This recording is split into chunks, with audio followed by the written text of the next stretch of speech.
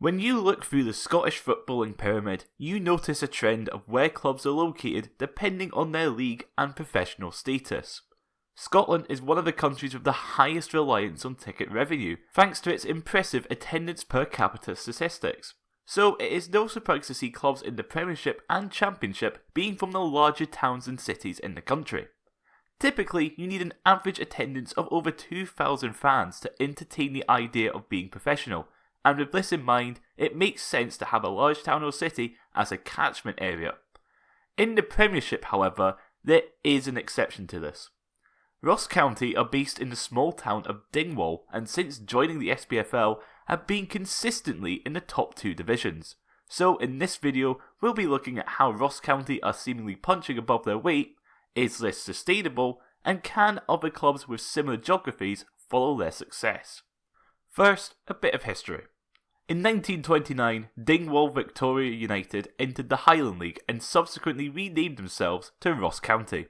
For most of their time, they were a mid-table side, but during the 60s, they would start to challenge at the top end, winning their first title in 1967. They would drop off during the 80s, but the early 90s saw renewed success with back-to-back title wins in 1991 and 1992.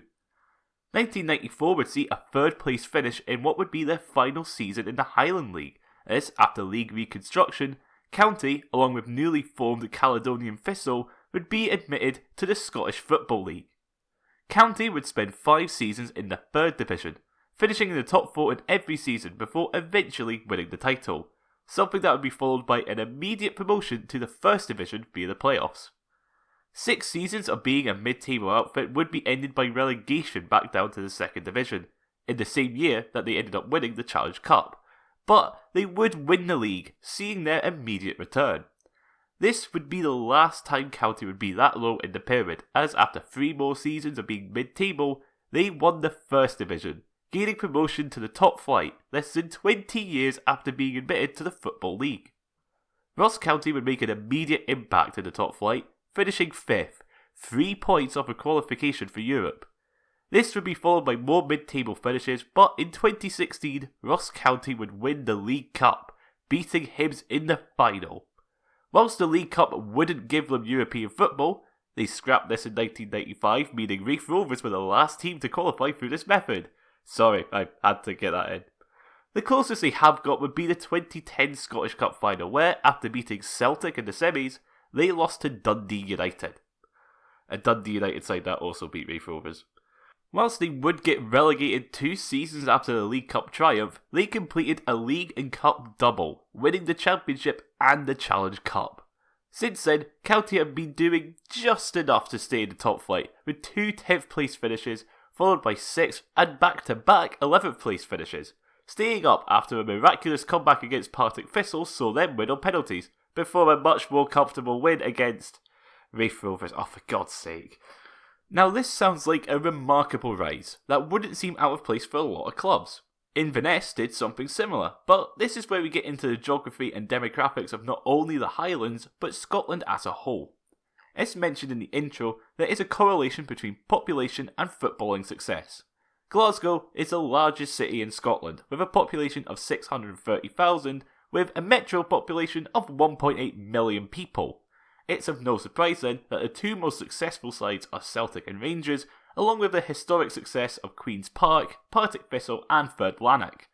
This then follows with Edinburgh having Hearts and Hibs with a population of 500,000, along with Edinburgh City and Spartans in the 4th tier, Aberdeen with a population of about 200,000 being the largest one-club city for the longest time, but Cove Rangers have come up into the leagues and got as high as a Championship, and then Dundee with a population of 150,000 having Dundee and Dundee United. Whilst looking at population statistics, there are outliers of a new town such as Cumbernauld and East Kilbride. The larger your settlement, the more successful your football team. When it comes to Ross County, however, it is different. Inverness Caledonian Thistle followed a similar trajectory, rising through the leagues to reach the top flight, with going one better than County by actually winning the Scottish Cup. Inverness has a population of 50,000, with smaller villages nearby bringing the metro population up to about 80,000, so it is of no surprise they were able to get a solid fan base. Even with the circumstances that came about their formation, that still affects their standing in the city. Ross County, meanwhile, are based in Dingwall, 15 miles from Inverness. When it comes to population, the Highlands is the most spread out, with its urban population being incredibly centralised around Inverness. The second largest settlement in the Highland Council area after Inverness is Nairn, with a population of just over 10,000. Dingwall isn't even third in this list. They are 8th with a population of 5,360. This is less than other Highland towns such as Thurso, Wick and even Fort William, and to compare it to the Central Belt, if Dingwall was in Fife, they would be behind Mount Island in Kelty, or in South Lanarkshire, about the same size as Uddingston. It's for this reason that Ross County have a unique situation in that their stadium, Victoria Park, holds more people than the whole town of Dingwall. So how have Ross County been able to not only become a top flight club, but become a club that has become a consistent part of the top flight? Well, when I mentioned that the Highlands population is rural, this means that the actual catchment area for Ross County is a lot larger than you would think. The historic county of Ross and Cromarty, where Ross County get their name from, covers not just Dingwall, but the Cromarty Peninsula, Ullapool, Loch Carron, and historically the Isle of Lewis. But not Harrislow, even though they are connected. It's weird, do not ask. This gives Ross County a catchment population to draw supporters from of 50,000 people, and that's not including fans from further north such as Sutherland, Caithness, Orkney and Shetland. There is also the influx of people supporting the club from Inverness who boycott Inverness Caledonian Thistle due to the merger that saw them lose their original club, especially from Inverness Thistle fans. Because of this wide catchment area, Ross County have managed to maintain average attendances of around 4,000 since making it to the Premiership. This season so far, they have kept an average attendance of around 4,500, but this is over 1,000 lower than the next lowest teams in St Johnstone and Motherwell, and when compared to lower league clubs, is still lower than Falkirk and Dunfermline, along with clubs like Partick Thistle and Raith Rovers posting similar numbers. Of course, attendances aren't the only thing that leads to success, and these numbers, considering County's location, is actually quite respectable, especially when it is easier to just buy a Sky Sports subscription and follow Celtic and Rangers like many people in Scotland. But with Dingwall's relative remoteness, it can be difficult to attract players to the area due to the lack of amenities when you compare it to the Central Belt. So, how do they end up getting players to move over from not only the rest of Scotland but also from abroad? The answer is usually money, and this is where we look at who runs the club. Since 1994, Roy McGregor has been the president of Ross County. The local businessman has been involved in the energy sector with Global Energy Group, who in 2023 had a turnover rate of £273 million. Roy himself is worth an estimated £45 million, so with this wealth he has been able to bankroll his local football team. This has allowed Ross County to maintain a Premiership level budget for a club from such a small town, and whilst their wage budget is towards the bottom end of this list, for the current season it is supposedly larger than both Dundee United and St Johnstone.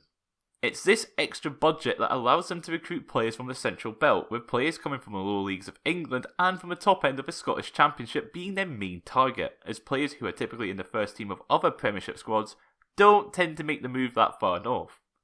There has also been the investment in youth football, with the Highland Football Academy being opened in 2006, a joint initiative between the club and council, seeing an indoor and outdoor astro pitch being built next to Victoria Park.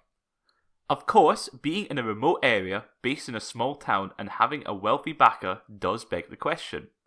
Are we looking at another Gretna? Roy McGregor isn't going to be around forever, and at the age of 72, it is something that Ross County do need to plan for. The difference between Gretna and Ross County, however, has been how they have gone about their business. In my video about Gretna, I go more in depth with how Gretna operated, but Gretna shot up the leagues and only invested in the playing squad without doing the same with facilities or building a fan base. Ross County, meanwhile, took their time with it, taking them 19 seasons to reach the top flight, and their wide catchment area for fans means that even without the investment, they would probably be comparable to a club like Queen of the South or their Highland rivals Inverness.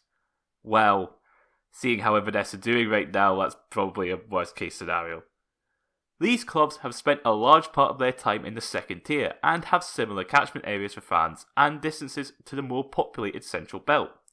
So, Ross County aren't a village team in the traditional sense as some people like to think, but are simply a team with a large amount of rural support who don't really have anyone else. Gretna didn't have this luxury, where Dumfries and Galloway also have other clubs in the Football League with Queen of the South and now Annan, along with Stranraer, along with the South of Scotland League. Whilst there are clubs nearby in the North Caledonian League, no other professional clubs in the Highlands other than Inverness gives County that advantage when it comes to having a sustainable fan base. Their average attendance numbers aren't boosted through large away supports due to the large distances that other clubs face when playing them, with the exceptions of Celtic, Rangers and Aberdeen. Of course, in recent years, Ross County have had back-to-back 11th place finishes, and whilst there is a bit of a free-for-all with it being incredibly tight between 5th and 11th, sorry St Johnstone, but there is a feeling that the club is circling the drain, and that championship football is imminent. Similar to the feeling most outsiders had with Hamilton and Livingston for a few years. If that were to happen, if McGregor is still involved in the club, then an immediate return would be the most likely outcome.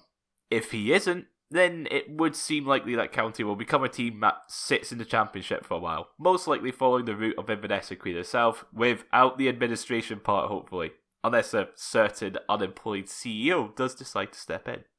So, can other clubs with a similar geography follow in the steps of Ross County?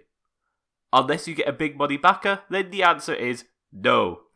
But this doesn't mean that clubs from the Highland League can't compete in the SPFL.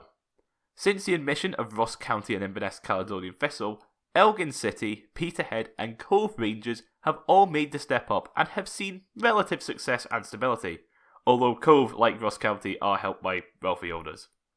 Peterhead have bounced between League 1 and League 2 for a few years now. Elgin have stayed in League 2 since joining the league, but this season are fighting at the top with East Fife, and Cove made it all the way to the Championship and are currently mid-table in League 1. While Highland teams do regularly beat League 1 and 2 opposition in the Scottish Cup, there seems to be this question about whether they actually want to be in the SPFL due to the long distances that they have to travel to play teams like Annan and Stranraer, rather than sticking to a corridor along the A96. Personally, I would love to see more Highland teams in the SPFL, mainly for the away days, which, if any are like going to play against Ross County, where you make the trek through the Highlands, have a pub at the station with the stadium right around the corner, I think that will make a lot of people happy. That's all for this video, and of course I hope you enjoyed it. What are your thoughts on Ross County? Have you made the trip to Dingwall for an away day? I have. We got beat 4-0, but I got to eat a venison pie which was worth leaving at 8 AM in the morning. Of course, the usual requests of liking, sharing and subscribing are appreciated, and I will see you in the next video. Bye.